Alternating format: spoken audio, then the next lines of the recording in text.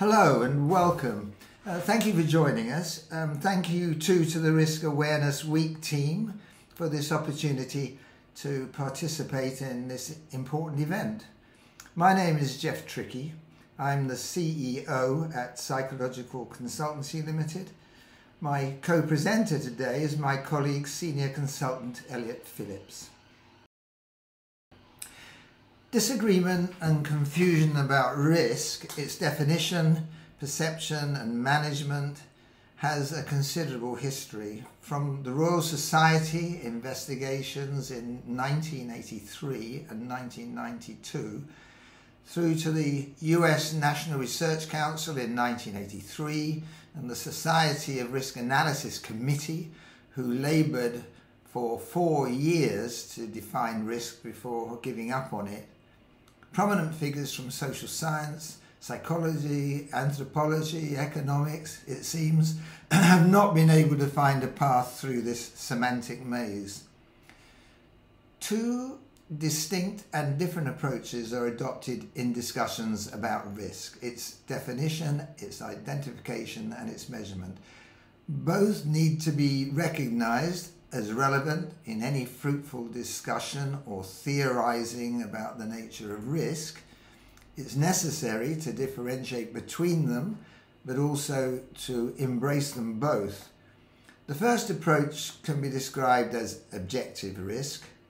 That's the focus of this approach is on the risk itself, defining it, its probability and its implications. Typically, this is concerned with the identification and quantification of a potential hazard or an existential threat of some kind, as well as its likely impact.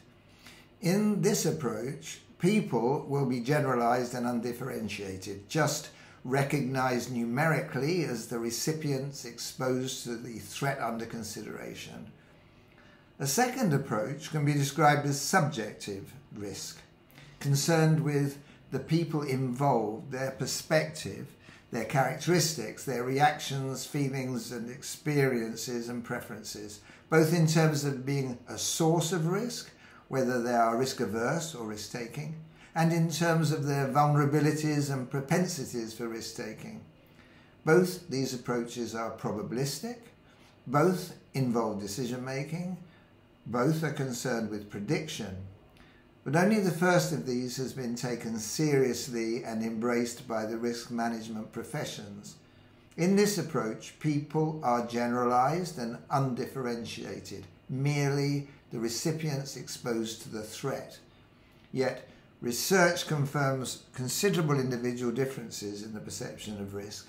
An individual's risk sensitivity, their risk antennae, their response to risk, their reactivity, and how much risk a person can deal with, their risk tolerance. In this approach, people are individuals, specified participants playing a significant part in the instigation of events. The John Adams book, Risk, is an extensive and deep exploration of risk. It is very widely referenced, and although published in 1995, the methodological, statistical and philosophical issues that it raises remain very relevant. He says, it will never be possible to capture objective risk, however powerful your computer, because the computer's predictions will be used to guide behaviour intended to influence that which is predicted.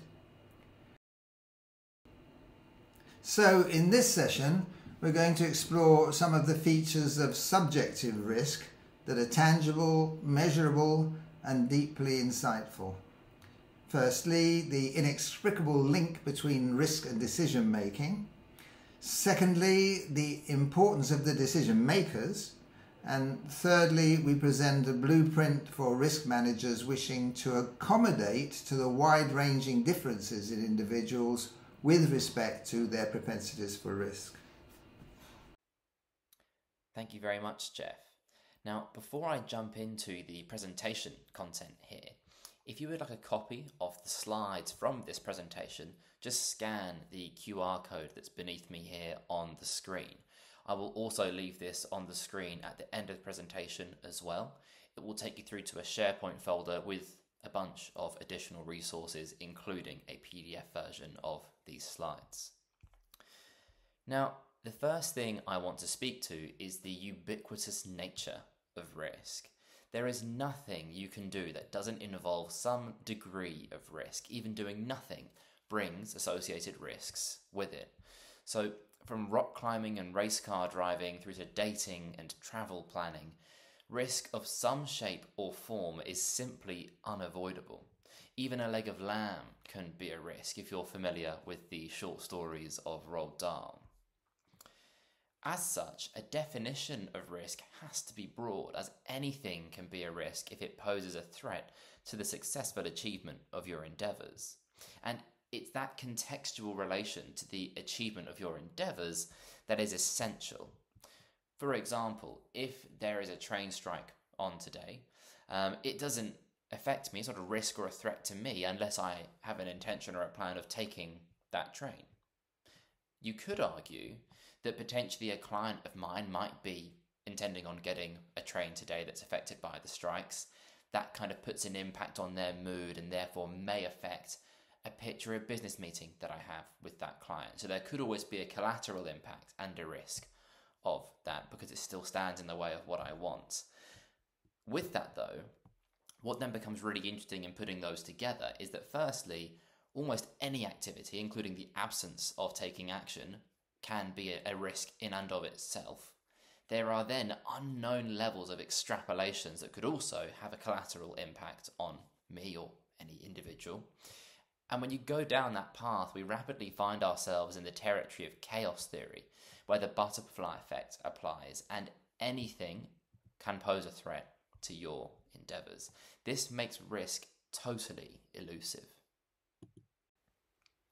I just want to extend that point slightly about doing anything involving a risk.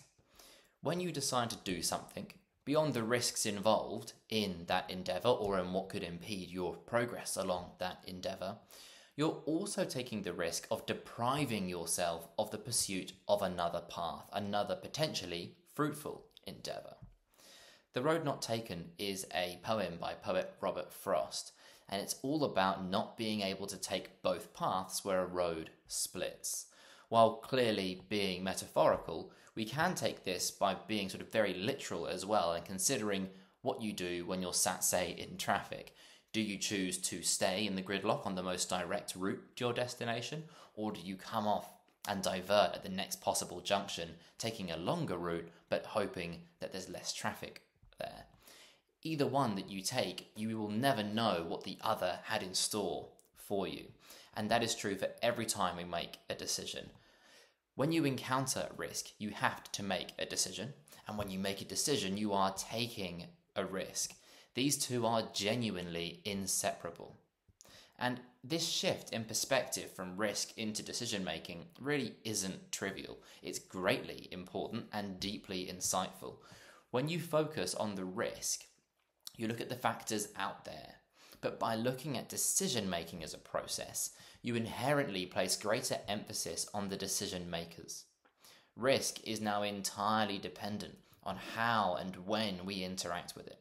If I make a decision to take the train tomorrow, the train strikes affect me. I am pivotal in determining whether that poses a threat to my endeavour. And even at that collateral level that we spoke about earlier on, if my client chooses to take the trains, it's their choosing, it's their decision which is pivotal in determining whether there's collateral risk for me in that moment as well. The decision maker cannot be ignored. So the reason this is so crucial is that the decision makers, be it you, me, everybody that you meet, they will act differently to one another when making a decision.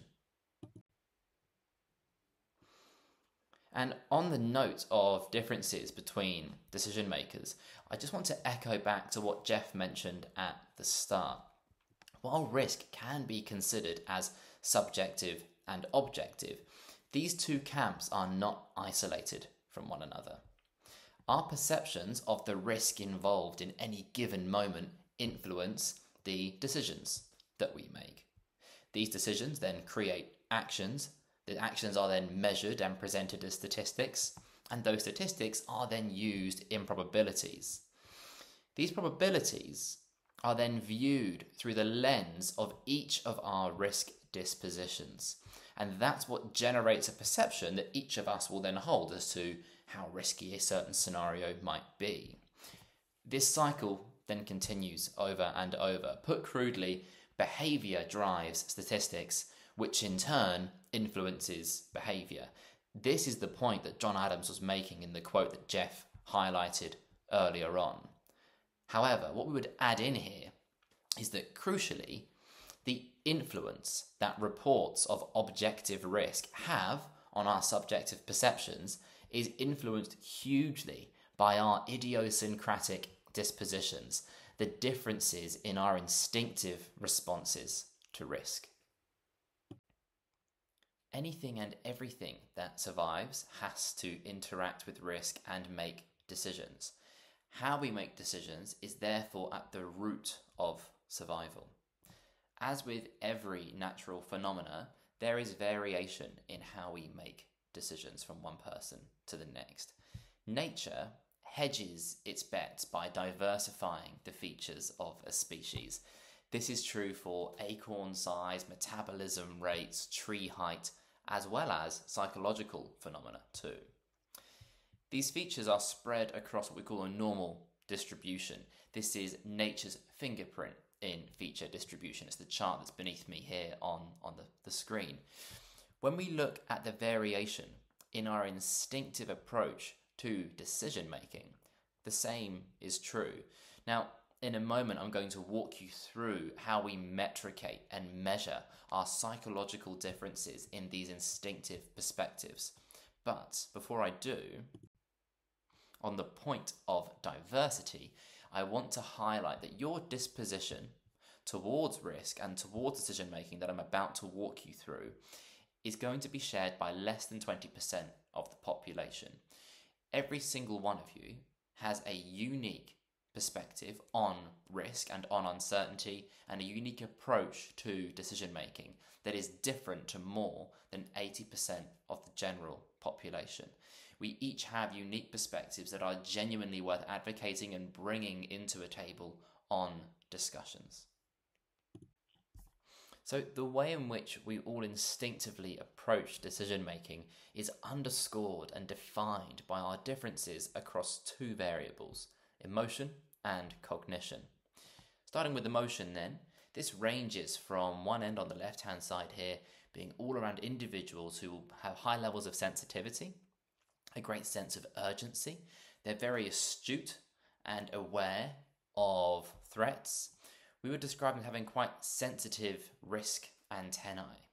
Whereas over at the other end, that sensitivity is dialed back. For them, they're seen as being very composed, potentially imperturbable, but also quite resilient as well, because it takes a lot to shake up somebody who sits towards the calm end of that scale. Cognition, which by the way is not about cognitive ability, but more about cognitive style, is really trying to address or to tap into how much an individual needs to know before feeling comfortable making a decision. So it ranges, again, from the left-hand side here, being focused on detail, predictability, compliance with procedure, and just generally an emphasis on routine and the way that things should be done at one end. And then down at the other, we have flexibility, openness to new ideas, and sort of an enjoyment of ambiguity because of the opportunities that that brings with it. Now, both of these scales, I've only tried to sort of capture those ends very crudely, and they're not binary. They are finely incremented. And because each of us has a position on each scale, and because any combination is possible, you can essentially multiply emotionality by cognition.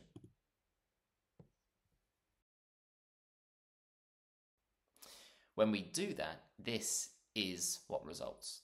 It's a vast diversity in our approaches to uncertainty and to risk. Now, you can't just take any two variables and cross them, but there is empirical support for doing so with these variables. They are genuinely orthogonal. When we gather data on both, psychologically and psychometrically, the correlation between these two scales is 0.007. What this really means is that at any point on one scale, there are people at any point on the other. Nature has turned us into a think tank which leverages diversity of perspectives and enables solutions to problems previously unattainable. So these are the two psychometrically derived scales that underpin a tool developed and refined for over a decade at PCL called the Risk Type Compass. While the array of combinations here is vast and any given individual could be positioned across this finely incremented 360-degree space, the Risk Type Compass allocates this spectrum of perspectives into 8 risk types to create an accessible risk type taxonomy. The people side of risk can be difficult to comprehend and to process, but the Risk Type Compass provides a perspective that makes tangible sense of the people side of risk and captures the diversity among people rather than ignoring it and condoning one-size-fits-all blanket approaches to things on risk management.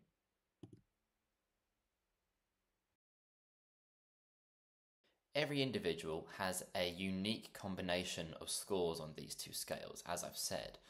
Now, your score or position on each is highly reliable. The Risk Type Compass has been peer-reviewed by 2 separate academic institutions, one in the UK called the British Psychological Society and one in the US called Buros. The reason that the high reliability is important is because the insights you get from the Risk Type Compass are substantive, deeply rooted and highly consequential for how we react to and respond to risk. For individuals, this insight facilitates an opportunity to recognize and understand your own instinctive disposition towards uncertainty and how you approach making decisions. Individuals can map and detail their natural strengths, their problem-solving style, and identify when these strengths are best leveraged. In tandem with this, it will also naturally highlight an individual's shortcomings. This provides an opportunity for an individual to increase their strategic self-awareness and build actionable development goals accordingly. So, for example, the individual you have on screen, that red dot on the compass, shows me that this individual is an adventurous risk type. Now, if we relate what that means back to the 2 underlying scales, this individual is low on emotionality, so they will rarely worry about things nor easily become apprehensive. They will seem to be comfortable in taking risks that might unnerve others, and this will create a reputation of somebody who is resilient, calm, they've got a great deal of optimism and confidence. On the cognition scale, they're down towards the daring end. This means that they will find rules and procedures tiresome. They'll question the way things are done. In fact, they'll look for new ways of doing things and seek opportunity in times of uncertainty or ambiguity. Equally, because of their lower emotionality here as well, the way in which they pursue these new and bold ventures will be with a high degree of composure and self-assurance. Their unique combination of gung-ho impulsivity and fearlessness enables them to be imperturbable, intrepid excitement seekers who keep their nerve. Now, this may make them opportunistic, but they can also be impatient with bureaucracy and routine tasks. They can be impulsive at times and capable of rushed decisions. As you can tell from that brief description of an adventurous risk type, there are really consequential upsides and downsides, not just for the adventurous risk type, but for all risk types. And these have potent implications at the individual level. Once you understand yourself, though, you're in a better position to understand and engage with others.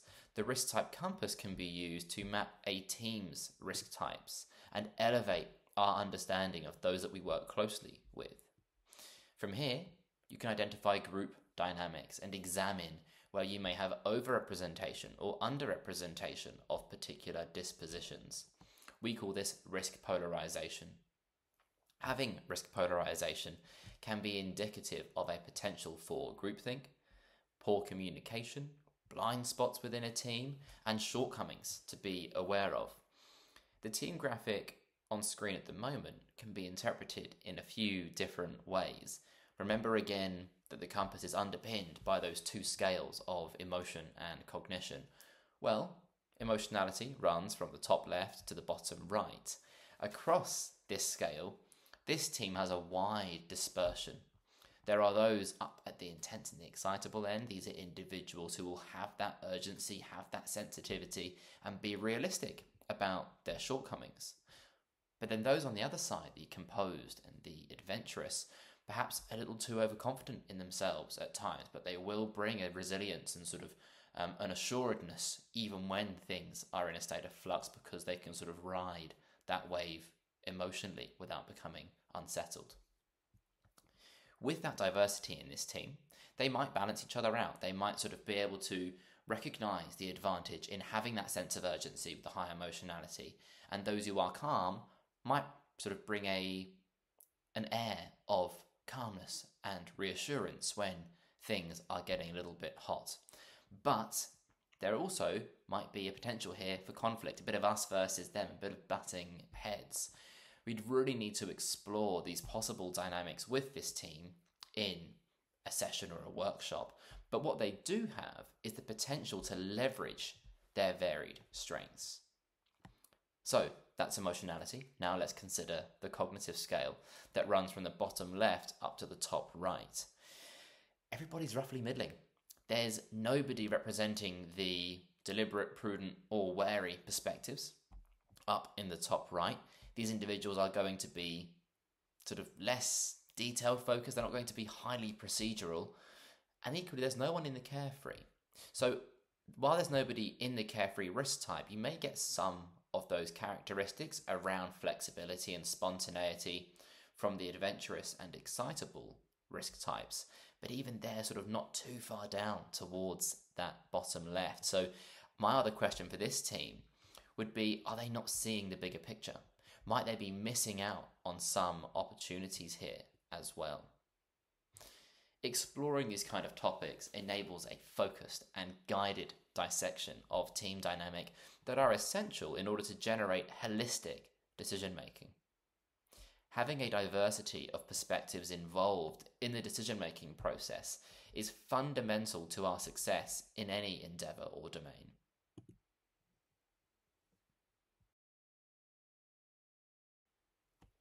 Taking things one step further though, from the team level analysis of risk type compass data, we can also look at how multiple groups compare and contrast from one another. This organizational overview creates an empirical mapping of the risk dispositions of a business's stakeholder groups, a bottom-up approach to measuring risk culture. As we heard earlier on, there's a popular view in psychology that the people make the place. By assessing individual risk types, you can begin to aggregate that data and capture the network of risk dispositions across the organization. This allows you to pinpoint teams who have a greater level of resistance to change or of risk aversion, or perhaps even of risk tolerance. What's driving that resistance, hesitance, or indeed advocacy? And what is it that's sort of idiosyncratic within those teams that is facilitating some of those dynamics? So by using the risk landscape, organizations can start to understand how teams or business assets vary, which groups interact with each other, what might the challenges involved be there? Is there a tension between preferred styles or blind spots due to homogeneity? How can you begin to tailor communication to the decision-making disposition of particular stakeholder groups? So we've spoken a lot about the diversity of perspectives that is brought to the table when people make decisions. It's that diversity of perspectives that drives and generates resilience. This is why we're sort of hammering that home as hard as we are. By resilience, I mean sort of the ability of a group or an organization to be able to withstand change, to navigate uncertainty. It's the diverse strategies, viewpoints, and even the emotional responses that individuals have within a group that enables that group to see more options, to weigh up risks more effectively, and to make decisions ultimately that are robust rather than brittle. So when I've been talking about diversity and diversity of perspectives, it isn't just a nice to have in a decision-making context. It is a core strength that helps us avoid blind spots and make systems and organizations more adaptable and more resilient. This is what brings us to a really interesting and crucial question. Can AI systems replicate the diversity of perspectives that people bring to the table when there's sort of people involved in decision making? AI can certainly analyze massive amounts of data, recognize patterns, and even learn from experience, but the diversity in human decision making comes not just from logic and data processing, but it also comes from that emotional side of things as well, our subjective experiences, intuition, and crucially, it brings with it the feelings of conviction in needing to express discomfort with a current decision or having confidence in suggesting a different alternative. These elements shape how we interpret information, assign value to different outcomes, and ultimately how we make decisions. While AI can simulate some aspects of human cognition, can it ever really match the diverse depth and range of human decision-making dispositions and that undercurrent of interpersonal chemistry or any specific example thereof? Finally, the last thing I want to mention here is just to put our role as human beings in decision-making into perspective. As a species, we've only been actively engaged and actively involved in complex decision-making processes for a very short time. It is really a sliver of our evolutionary history. At the end of what's called the Pleistocene era, it's about 12,000 years ago, there were rapid developments in human cognitive abilities, which included the development of complex language. As a result, we've become more actively involved in our own decision-making. During the Pleistocene era, decision-making would have been simpler, more reactive, and driven by social or environmental stimuli. But with the rise of modern consciousness, humans developed the ability to reflect, reason, and plan for the future, allowing for more sophisticated decisions to be made. This ability to reason, to bring diverse perspectives to the table, and then hash out differences has enabled our success in a plethora of domains. The advancement that we've seen since the end of the Pleistocene era has been absolutely vast. So, is it really sensible to hand over our active involvement in decision making and all of those processes that have allowed us to flourish over to AI? These aren't questions that we're seeking sort of to give you answers to now, things that we want to keep in our minds as we look at how we integrate AI systems into decision making practices and into risk management practices. On behalf of both Jeff and myself, thank you for listening to this presentation. Hopefully you found it insightful and engaging at points. And I just want to remind you that if you would like to get a PDF version of this slide deck or see our other Risk Type Compass resources, just scan the QR code in the bottom right-hand corner of the screen. And if you would like to find out your risk type and receive a complimentary one-page report as part of Risk Awareness Week 2024, then please scan the QR code in the bottom left-hand corner of the screen. And thanks again. Jeff, how did that go? Well done. What do you think? I think it went really well. Yeah, looking forward to Risk Awareness Week 2025.